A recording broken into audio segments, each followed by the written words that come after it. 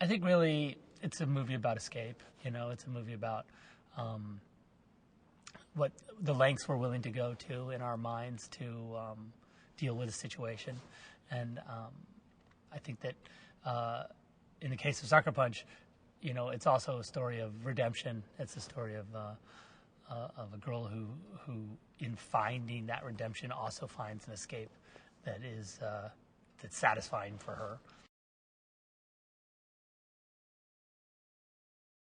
But once we had them cast, of course, all the girls were involved in training, physical training, and stunt training as well, to learn the different fighting for the film. And I think that, and that was months of training.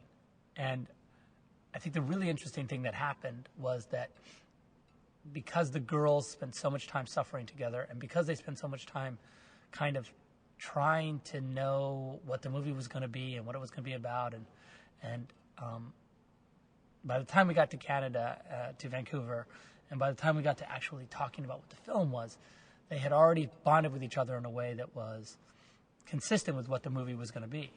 And it's serendipitous, or it's luck, or whatever, but they really then, for me, even before the first rehearsal of dialogue or anything, I was amazed by how they were those people. The world of Sucker Punch is a stylized world. But inside of that world, the girls, there's no... And I think that this is part of the thing that really excites me about what the girls have done with their performances, is that there's no letting on to that stylization, It's an incredibly bizarre world, but the drama, the relationships are completely played as real, and I think that's the kind of fun of the movie in a lot of ways.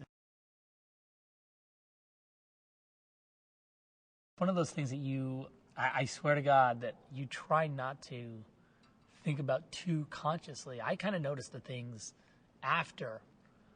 I try to, because I know that I'm making shots that I've been influenced by pop culture for 30 years, or maybe longer. I'm trying to remember when I was conscious of it, but I'm sure even before that. And so,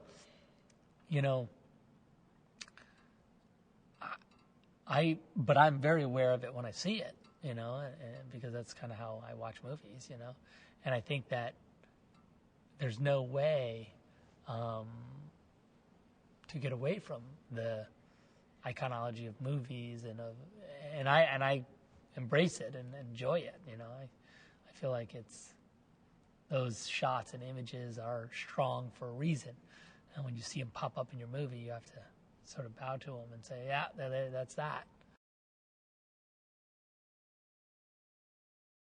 The title for me was always about not having a title, because I couldn't think of a title for the film. The film is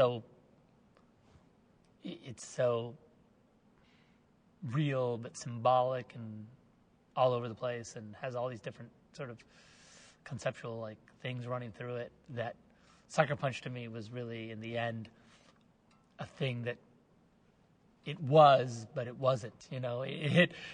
It perfectly personifies its name, but in no way can you hold it down to a specific idea. And so I think that's where the Sucker Punch comes from for me.